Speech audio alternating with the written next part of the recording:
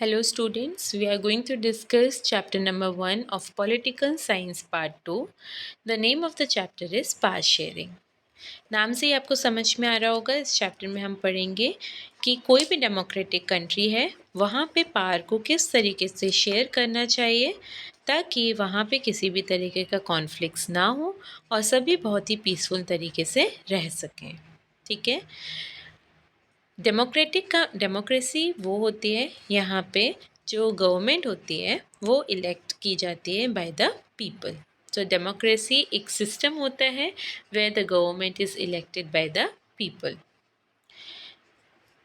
अब जैसे अगर हम इंडिया की बात करें, India is a democratic nation और हमारे यहाँ पे 3 ऑर्गन्स हैं। गवर्नमेंट के 3 ऑर्गन्स हैं, that is legislature, executive and judiciary. क्या होता है ये आप लोगों को पता होगा। लेजिस्लेचर क्या करते हैं? लेजिस्लेचर हमारी कंट्री के जो भी लॉज पॉलिसीज़ होते हैं वो बनाते हैं। एग्जीक्यूटिव क्या करते हैं? एग्जीक्यूटिव उन लॉज और पॉलिसीज़ को इम्प्लीमेंट करते हैं। और जुडिशरी क्या करती है? जुडिशरी हमारे यहाँ का पूरा लीगल सिस्टम है जिसमें कोर्ट्स और जजेस इंक्लूडेड होते हैं कि नहीं।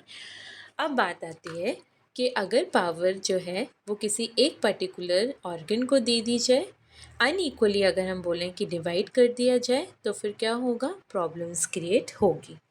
इसीलिए इंटेलिजेंसी तभी कहलाती है जब पावर जो होती है वो बराबर से हम शेयर करें। प्रॉपर शेयरिंग होनी चाहिए अमंग लेजिस्लेचर, एग्जीक्यूटिव और जुडिशरी के बीच में। हम यहाँ पे 2 केस स्टडीज़ पढ़ेंगे। First is of Belgium and second one is of Sri Lanka, और उसमें जानने की कोशिश करेंगे कि पावर शेयरिंग प्रॉपर होती है तो क्या आउटकम्स निकल के आते हैं, और अगर इम्प्रॉपर होती है तो उसके क्या रिजल्ट्स सामने आते हैं। ठीक है, क्या पॉजिटिव इम्पैक्ट पड़ता है और क्या नेगेटिव इम्पैक्ट पड़ता है, ये हम 2 स्टोरीज़ के थ्रू जानने की कोशिश करते हैं। So let's start with the story of Belgium. आप लोग को दिख रहा होगा कि बेल्जियम जो है एक बहुत ही छोटी सी कंट्री है। कहाँ की? यूरोप की। Europe is the continent and Belgium is the name of a country.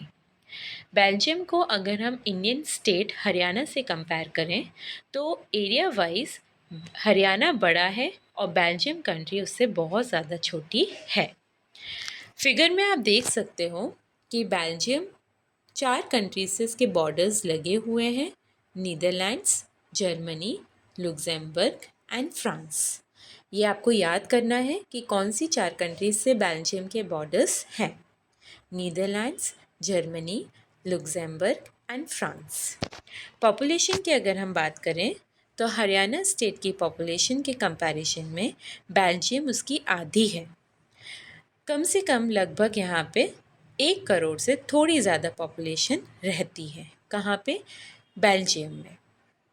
Belgium के अगर हम इथनिक कॉम्पोजिशन की बात करें, इथनिक मतलब होता है group of people who have similarities with one another in relation to their culture, language, history etcetera. यानी ग्रुप ऑफ पीपल जो शेयर करते हैं कॉमन कल्चर, लैंग्वेज को, वो कहलाते हैं इथनिक। इथनिसिटी कहलाती है वो। ठीक है। बेल्जियम 2 बहुत छोटी कंट्री है पर इसका जो एथनिक कंपोजिशन है वो बहुत ही कॉम्प्लेक्स यानी डिफ़िकल्ट है। तो हम आगे पढ़ेंगे कि यहाँ पे कौन से ग्रुप या कौन सी कम्युनिटीज़ यहाँ पे रहती हैं। आई होप सो ये क्लियर हो गया होगा।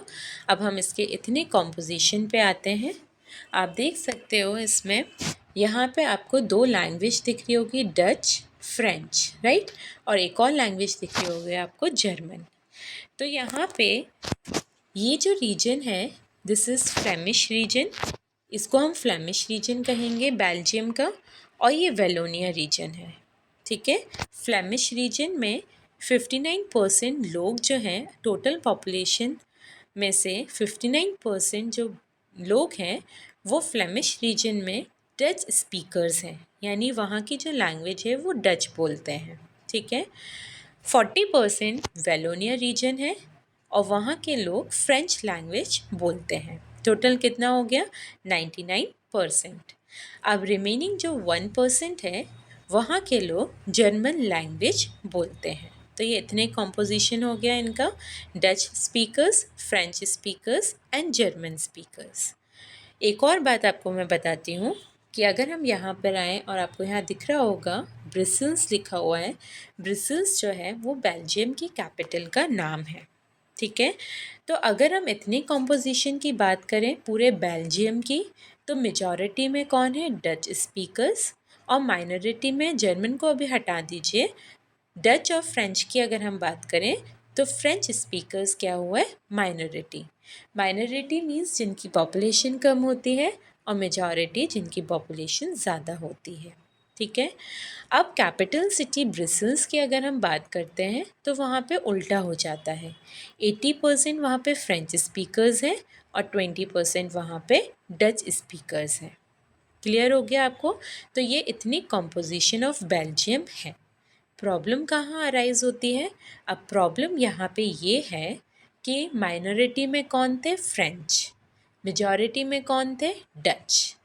माइनॉरिटी में होने के बावजूद जो फ्रेंच स्पीकिंग कम्युनिटी है वो वहाँ पे रिच और पावरफुल है। किन्हें बुरा लगेगा? जो मेजॉरिटी है। कौन है मेजॉरिटी में? Dutch speaking community.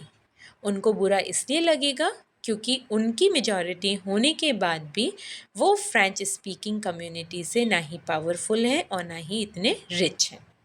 स्ट्रगल करने के बाद बहुत much later, after much later, उनको क्या मिला? उनको बेनिफिट मिला थोड़ा बहुत एजुकेशन में और इकोनॉमिक डेवलपमेंट में, यानी थोड़ा बहुत उनकी अर्निंग बढ़ी और साथ ही साथ उनमें पढ़ाई लिखाई का भी थोड़ा सा क्या बढ़ा, एजुकेशन की तरफ भी उनका ध्यान गया, उनको बेनिफिट्स मिले, ठीक है। पर ये दोनों बेनिफिट्स उनको बहुत बाद में मिले, ठीक।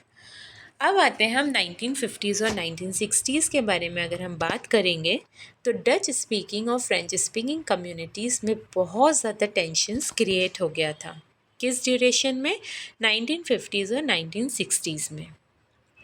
ब्रिसल्स में भी थे, बट ब्रिसल्स में दूसरी प्रॉब्लम थी। कौन सी प्रॉब्लम थी? कि जो पूरे बेल्जियम में मेजॉरिटी थे डच स्पीकर्स, वो ब्रिसल्स में माइनॉरिटी थे। ये वहाँ के सबसे बड़ा प्रॉब्लम था ब्रिसल्स का। यहाँ तक की बात क्लियर हो गई आप लोगों को? तो अब क्या होगा, अगर ये प्रॉपर तरीके से नहीं किया गया तो कॉन्फ्लिक्ट्स होंगे और प्रॉब्लम अराइज होगी, और अगर इन दोनों के बीच में सारी चीज़ें प्रॉपर तरीके से सेट कर दी गई तो फिर टेंशन्स नहीं होंगे और सारी चीज़ें बहुत ही नॉर्मल हो जाएगी, ठीक है। तो अब आगे कैसे क्या किया गया वो हम later on we'll study in this chapter, ठीक है। अब हम आते हैं अपना नेक्स्ट कंट्री पे, दैट इज श्रीलंका। आप लोग को पता होगा ये एक आइलैंड नेशन है, क्योंकि आप देख सकते हो उसके चारों तरफ क्या है, पानी। When it is surrounded by water from all it side, तो वो क्या कहलाने लगता है, आइलैंड, ठीक है। अब ये इंडिया से कुछ ही दूरी पे है। अगर हम तमिलनाडु की बात करें तो तमिलनाडु से अगर हम साउथ की तरफ जाएंगे तो हमको कौन सा आइलैंड दिखेगा, हमको श्रीलंका दिखेगा, ठीक है। तो कुछ ही किलोमीटर की दूरी पे सदर्न कोस्ट से आप चलोगे तो आपको श्रीलंका मिलेगा, राइट। तो श्रीलंका की लोकेशन आप कैसे बोलोगे? Sri Lanka is just a few kilometres off the southern coast of Tamil Nadu. अगर इसकी पॉपुलेशन की बात करते हैं हम तो ऑलमोस्ट इसकी पॉपुलेशन हरियाणा स्टेट के कंपैरिजन में सेम है।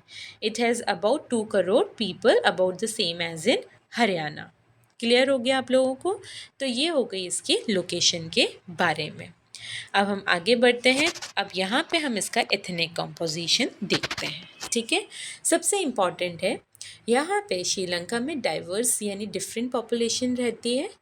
2 ग्रुप्स हैं यहाँ पे, एक है सिन्हाला स्पीकर्स और दूसरा है तमिल स्पीकर्स, ठीक है। सिन्हाला स्पीकर्स 74% है, तमिल स्पीकर्स 18% है। मेजॉरिटी में कौन हुआ? सिन्हाला। माइनॉरिटी में कौन हुआ? तमिल। क्लियर हुआ आपको ये पहला पॉइंट?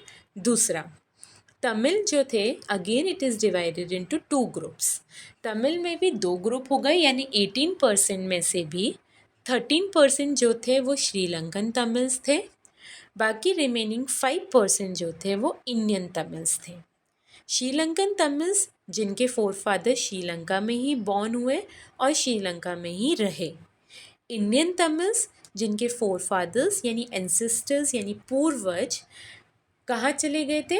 ब्रिटिशर्स का जब रूल चल रहा था हमारी कंट्री में तो वो इंडिया छोड़ के चले गए Sri Lanka as a plantation workers.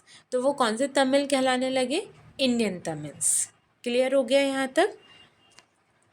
आगे बढ़ते हैं। अगर आप इस मैप को देखोगे, ऑरेंज पोर्शन देखते हो अगर आप, तो this is north and this is east. ठीक है, ये वेस्ट हो गया और ये साउथ। तो अगर हम नॉर्थ और ईस्ट की तरफ देखेंगे तो आपको यहाँ पे ऑरेंज कलर दिख रहा होगा। क्यों है यहाँ पे ऑरेंज कलर? ये शो कर रहा है कि जो तमिल्स थे, श्रीलंकन तमिल्स, वो श्रीलंका में नॉर्थ और ईस्ट में सबसे ज़्यादा थे। मतलब वो वहीं रहते थे, नॉर्दर्न और ईस्टर्न साइड ऑफ श्रीलंका में। ठीक। रिलीजन की अगर हम बात करें तो जो सिन्हाला स्पीकर्स हैं वो बुद्धिज़्म को फॉलो करते हैं और जो तमिल्स थे वो हिंदू और मुस्लिम्स, इन दोनों में से वो कोई रिलीजन को फॉलो किया करते हैं। ठीक है। अब बाकी का जो परसेंटेज बचा, अबाउट 7%, वो क्रिश्चियंस थे। उनको कोई प्रॉब्लम नहीं थी क्योंकि वो दोनों ही कम्युनिटी को फॉलो करते थे, तमिल्स भी और सिन्हाला भी।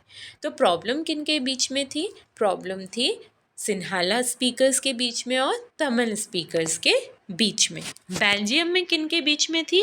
फ्रेंच स्पीकर्स के बीच में और डच स्पीकर्स के बीच में। ये समझ में आया एथनिक कॉम्पोजिशन। और सिंप्लीफाई करने के लिए यहाँ पे एक फ्लो चार्ट दिया गया है। Sri Lanka is the name of a country divided into two groups, Sinhala speakers and Tamil speakers. Sinhala 74%, Tamil speakers 18%. Tamil speakers again divided into two groups, that is Sri Lankan Tamils and Indian Tamils. Sri Lankan Tamils 13% out of 18%, Indian Tamils 5%. Religion followed by Sinhala speakers, Buddhism. Religion followed by Tamil speakers, either Hindu और मुस्लिम। Clear हुआ आपको? ये चीज़ें आपको पता होना चाहिए। ठीक है। अब हम श्रीलंका में किस तरीके से पावर शेयरिंग की गई और उसका क्या रिजल्ट निकला वो हम आगे पढ़ेंगे।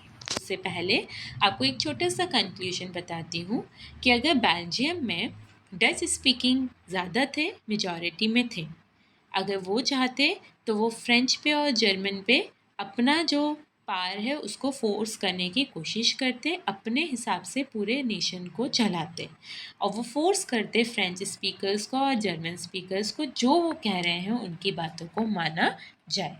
जिसकी वजह से क्या होता, या तो वो चुपचाप मान लेते या फिर उनके बीच में बहुत ज़्यादा लड़ाइयाँ होती। अगर लड़ाइयाँ होती तो क्या होता, अगर वो नहीं सुलझाई जाती तो इतना ज़्यादा लेवल बढ़ जाता कि हो सकता था कि उस कंट्री का पार्टीशन हो जाए। राइट। वैसे ही श्रीलंका में अगर सिन्हाला कम्युनिटी मेजॉरिटी में अपना ही हक जताती वहाँ पर, तो फिर क्या होता, अगेन उस कंट्री में भी बहुत ज़्यादा प्रॉब्लम्स क्रिएट हो सकती थी। राइट। तो अब क्या हुआ श्रीलंका में, पहले हम वो समझने की कोशिश करते हैं। टॉपिक इज़ मेजॉरिटेरियनिज्म इन श्रीलंका।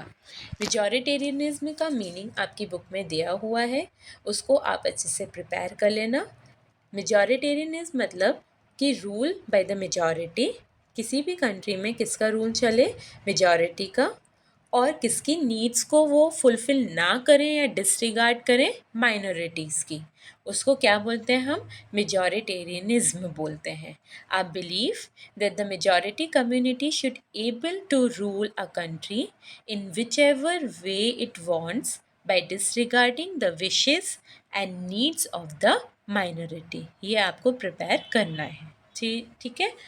श्रीलंका कब इंडिपेंडेंट हुई थी? 1948 में। 1948 में आपको याद करना है। दूसरा, कौन सी कम्युनिटी के यहाँ पे लीडर्स होंगे? ज़्यादातर सिन्हाला कम्युनिटी के, क्योंकि मेजॉरिटी में वही थे। कितनी भी बार आप इलेक्शंस कराओगे, सिन्हाला कम्युनिटी ही सबसे ज़्यादा वहीं के लीडर्स आपको मिलेंगे, मतलब वही गवर्नमेंट बनाएगी। तो फिर यहाँ पे सिन्हाला कम्युनिटीज़ को क्या करना चाहिए? बराबर का हक देना चाहिए। पर यहाँ पे उन्होंने क्या किया वो जानने की कोशिश करते हैं। उन्होंने वहाँ पे अपने आप को पावरफुल बताया और ये जताने की कोशिश करी कि हमारे ऊपर पूरा कंट्रोल है, यानी जैसा हम चाहेंगे वैसा आपको करना पड़ेगा। जिसकी वजह से क्या हुआ, सुप्रीमेसी, यानी उन्होंने अपने आप को, सिन्हाला ने अपने आप को इस तरीके के रूल्स बनाए वहाँ पर कि अपने आप को पावरफुल दिखाने की कोशिश करी। ठीक है, तो Sinhala emerged as an independent nation in 1948. The leaders of the Sinhala community sought to secure dominance मतलब होता है कंप्लीट पावर ओवर गवर्नमेंट, यानी उन्होंने सरकार बना ली क्योंकि वो किस में थे, मेजॉरिटी में थे। As a result the democratically elected government adopted, कौन सी गवर्नमेंट इलेक्ट हुई यहाँ पे, सिन्हाला एक तरीके से उन्होंने किस चीज़ को फॉलो किया, मेजॉरिटेरियन को फॉलो किया, यानी उन्होंने अपना पावर को इम्प्लीमेंट किया, अपनी इच्छा उन पर डालने की कोशिश करी और उनकी नीड्स को उन्होंने निगलेक्ट करने की कोशिश करी। और यहाँ पे किसको पावरफुल दिखाने की कोशिश करी, सिन्हाला, सुप्रीमेसी होती है उनसे ऊपर कोई नहीं, they are the most powerful people, right. तो ये हुआ। अब कैसे दिखाई उन्होंने, तो यहाँ पे हम 3 चीज़ें पढ़ेंगे। 1956 में उन्होंने एक एक्ट पास किया जिसमें उन्होंने सिन्हाला को ऑफिशियल लैंग्वेज डिक्लेयर कर दिया। ठीक है, और उन्होंने कौन सी लैंग्वेज को डिसरिगार्ड किया, तमिल। फर्स्ट पॉइंट समझ में आया। इन 1956 an act was passed to recognize Sinhala as the only official language, thus disregarding Tamil. पहला चीज़। दूसरी चीज़ उन्होंने क्या किया, जो भी यूनिवर्सिटी थी या गवर्नमेंट जॉब्स थे उसमें सबसे पहले वो किसको प्रेफर करते थे, उन लोगों को जो कौन सी कम्युनिटी को बिलोंग करते थे, सिन्हालास को। बाकी के लोगों के लिए अगर सीट्स बचती थी तो चांस मिलेगा, अदरवाइज नहीं मिलेगा। तो the governments followed preferential policies that favored Sinhala applicants for university positions and for government jobs. ठीक। तीसरी चीज़ उन्होंने क्या किया, कौन से रिलीजन को फॉलो करते थे वो, बुद्धिज़्म। तो उन्होंने किसको प्रोटेक्ट और प्रमोट करने की कोशिश करी, अपने खुद के रिलीजन को, दैट इज़ बुद्धिज़्म। हिंदूज और मुस्लिम्स जो तमिल फॉलो करते थे उसको उन्होंने यहाँ पे क्या किया, निगलेक्ट किया। ठीक है, तो कौन खफा हो जाएंगे यहाँ पर, तमिल स्पीकर्स। यहाँ पे ऑब्वियसली उनको बहुत बुरा लगेगा। क्यों लगेगा, क्योंकि उनको ऐसा लगने लगेगा कि जो उनके यहाँ का कॉन्स्टिट्यूशन है और जो उनकी सरकार की जो पॉलिसीज़ हैं वो उनको क्या नहीं दे रही है, पॉलिटिकल राइट्स नहीं दे रही है। क्यों नहीं दे रही है, क्योंकि उनको पता है ना ही उनको जॉब में अपॉर्चुनिटीज़ मिल रही है, एजुकेशन में भी नहीं मिल रही है, और उनके इंटरेस्ट को भी पूरी तरीके से निगलेक्ट किया जा रहा है। जिसकी वजह से क्या हुआ, जो सिन्हाला और तमिल्स थे उनके बीच में रिलेशंस बहुत ज़्यादा ख़राब हो गए। वो लोग ना ही एक दूसरे को पसंद करते थे और ना ही एक दूसरे पे उन पे भरोसा था। ठीक है, श्रीलंकन तमिल्स ने फिर क्या किया, पार्टीज़ बनाई और उन्होंने बहुत स्ट्रगल किया ताकि उनकी जो लैंग्वेज है तमिल उसको ऑफिशियल लैंग्वेज वो डिक्लेयर कर दें। पर उन्होंने तो कौन सी सिर्फ एक लैंग्वेज को डिक्लेयर कर रखा था, सिन्हाला लैंग्वेज को। पहली चीज़ वो चाहते थे कि तमिल को पहचान मिले, ऑफिशियल लैंग्वेज बनाई जाए। दूसरा, रीजनल ऑटोनॉमी चाहते थे वो। जैसे मैंने आपको बताया कि नॉर्दर्न और ईस्टर्न पार्ट में ज़्यादातर तमिल्स रहते थे, तो वो चाहते थे उस रीजन में वो लोग गवर्न करें, उस रीजन को वो लोग रन करें, क्योंकि उनको पता है कि उनकी नीड्स क्या है, तो वो अपना डिसीजन वहाँ पे खुद लेना चाहते थे। तो उसको बोलते हैं रीजनल ऑटोनॉमी।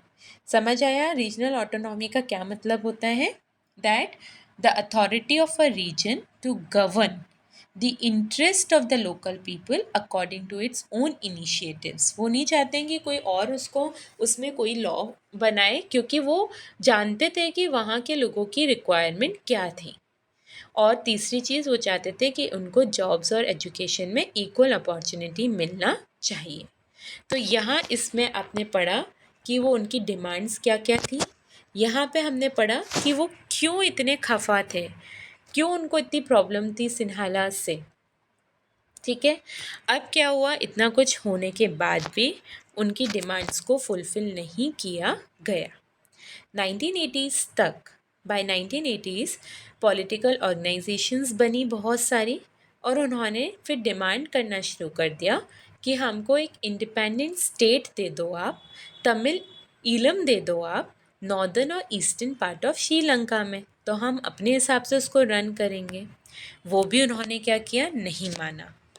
नहीं मानने के बाद क्या कंक्लूजन निकलता है कि दोनों कम्युनिटीज़ के बीच में कॉन्फ्लिक्ट बहुत ज़्यादा बढ़ गया। इतना ज़्यादा बढ़ गया कि it resulted into a civil war. उसमें वहाँ के जो लोग थे, जब किसी नेशन के लोग आपस में लड़ने लगे, तब वो कहलाता है सिविल वॉर। ठीक है।